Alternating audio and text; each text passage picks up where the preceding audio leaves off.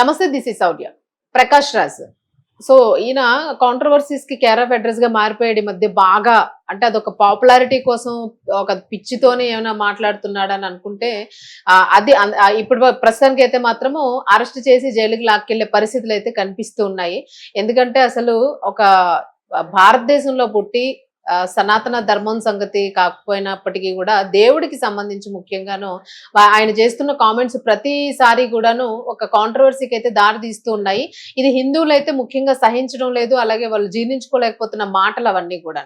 So అసలు ఆయన ఏం మాట్లాడాడు, ఎందుకు స్టేషన్ కేసు అని అంటూ ఉన్నాము. అలాగే దీనిలోనే ఇప్పుడు టీటీడీ కూడా ఇన్వాల్వ్ అవుతోంది, చాలా సీరియస్ గా తీసుకుంది. ఇవన్నీ కనుక్కుందాం. మనతో పాటు senior journalist doctor Durga Vadlaman గారు. నమస్తే మ్యామ్. నమస్తే అండి మ్యామ్. ప్రకాష్ రాజ్ అనగానే మనకి అంటే ఒకప్పుడు ఒక ఒపీనియన్ ఉండేది, ఇప్పుడు అది చాలా జనరల్లీ ఆయనకున్న ఫ్యాన్స్ ని కూడా పూర్తిగా ఇప్పుడు ఆపోజిట్ రివర్స్ యాంగిల్లోకి తీసుకెళ్లిపోతూ ఉంది. అంటే అది ఆయనకున్న నోటి దురద కానివ్వండి. ప్రస్తుతం ఆయన ఏం మాట్లాడాడు, అసలు రాముడికి సంబంధించిన కామెంట్స్ నిజంగానే అత్యంత దారుణంగా అనిపిస్తున్నాయి. మీరేమంటారు అసలు దీనికి ఎలాంటి కేసు ఫైల్ అయ్యే అవకాశం ఉంది? చాలా మంది కేసు పెట్టారండి. అయితే ఇవాళ టీటీడీ పాలక మండలి ఆయన భానుప్రకాష్ కూడా మీరు ముందు క్షమాపణ చెప్పాలి, మీరు అసలు రాముడిని లక్ష్మణ్ని వలస కూలీలు అండం ఏంటి అన్నారు. తర్వాత ఒకవేళ మీరు క్షమాపణ బహిరంగ క్షమాపణ చెప్పకపోతే 100 కోట్లు డిఫమేషన్ కేసు వేస్తామని చెప్పారు. సో ఇక్కడ మనం ఆలోచించాల్సింది ఏంటంటే, మీరు అన్నట్టుగా ప్రకాష్ రాజ్ని ముందు చిత్ర పరిశ్రమ బ్యాన్ చేయాలండి. అవును, ఫస్ట్ మూవీస్ లోంచి బ్యాన్ చేయాలి. ఎందుకంటే మీకు నమ్మకం లేనప్పుడు మీరు హిందూ క్యారెక్టర్స్ ఎట్లా చేస్తారు? ఇప్పుడు హిందువులను తిడుతూ, లేకపోతే హిందూ దేవతలను తిడుతూ, లేకపోతే హిందువులు ఎంతో అభిమానంగా కొలుచుకునే రాముడిని తిడుతూ మీరు మళ్ళా బొట్టు పెట్టుకుని పంచె కట్టుకుని మీరు ఎట్లా చేస్తారో క్యారెక్టర్స్ చేయకండి. డబ్బుల కోసం ఎందుకు నటిస్తారు? నటించకండి. మీరుగా ఉండండి ప్రకాష్ రాజ్ అంటున్నాం. మనం మిమ్మల్ని మేము నెత్తిన పెట్టుకున్నాము, మేము అందరం మిమ్మల్ని అభిమానించడం వల్ల మీరు మంచి యాక్టర్ అయ్యారు. కానీ ఇప్పుడు మిమ్మల్ని మీరే ఏదో ఏనుగు నెత్తి మీద మట్టేసుకున్నట్టు మీ మాటలతో మీరే మిమ్మల్ని మీరు తగ్గించుకున్నారు. అప్పుడు అదే మాట మీద ఉండండి. ఇప్పుడు మీకు అర్హత లేదు అప్పుడు మీ ఎవరికి కూడా. మీరు మమ్మల్ని తిడుతూ మా సొమ్ము తింటూ మళ్ళా మమ్మల్ని తిడుతూ మళ్ళా ఇది పద్ధతి కాదు. సో ఇవాళ ప్రకాష్ రాజ్ అన్న మాటలు ఒకసారి మనం తరచి చూసుకుంటే, రాముడు లక్ష్మణుడు ఉత్తరాది వాళ్ళు దక్షిణాదికి వచ్చారు, దక్షిణాదిలో వాళ్ళు పళ్ళు దొంగతనం చేశారు ఆకలేసి. ఇప్పుడు మనకి తెలిసి అంటే త్రేతాయుగం కాబట్టి, రాముడు ఉన్న త్రేతాయుగం కదా, త్రేతాయుగంలో ఎక్కడా కూడా ఇలాంటి వాటికి శిక్ష ఉండదు.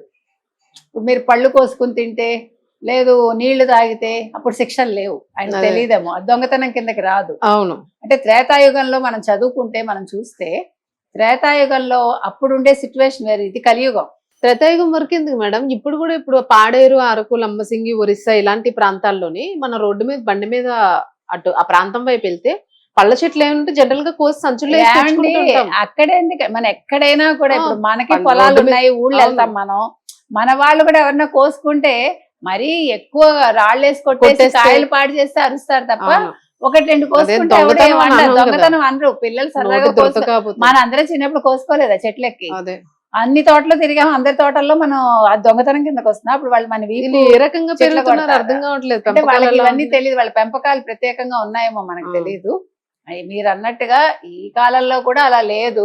ఆకలేసో పండు తెంపుకొని తింటే ఎవడే వంట ఎక్కడో బుద్ధి లేని విధాలు అంటారు. ఆ రోజు రాముడు చేసిన దానికి ఇప్పుడు ఈ రోజు మనం కూడా సంజయ్ చెప్పాల్సిన గొప్ప వ్యక్తి ఏం కాదు. అసలు నేను ప్రకాష్ రాజ్ సంజయ్ ఇవ్వట్లేదు.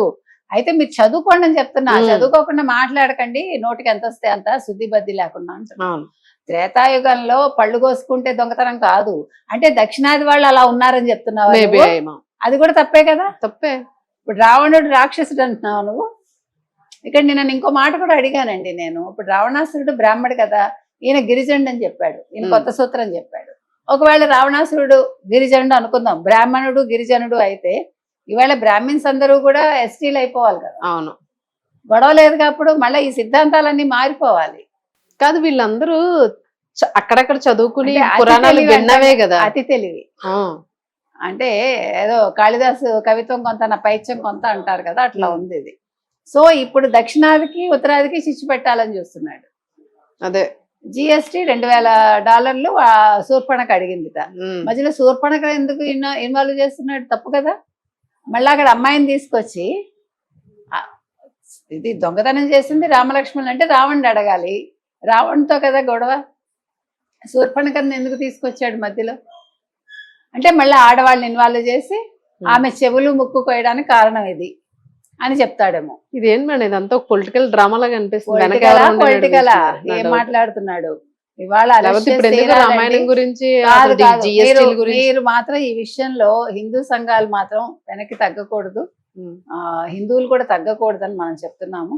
దీని మీద ఒక మంచి వివరణ అయితే రావాలి, తర్వాత అతనికి సారీ అతను అరెస్ట్ అయితే అవ్వాలి. ఉమ్. సో టీటీడీ కూడా ఇప్పుడు ఇన్వాల్వ్ అయింది మీరు అన్నట్టు. సారీయే కాకుండా మరి మీరు అదే చెప్పినట్టుగా చూడాలి, సినిమాలు బ్యాన్ చేయడం చేయడం అవన్నీ కూడా ఆ. చెయ్యాలండి. ఎందుకంటే మీరు మా దగ్గర తిని గొప్పవాళ్ళు అయ్యి ఈరోజు మళ్ళీ మమ్మల్ని అంటున్నారు మీరు.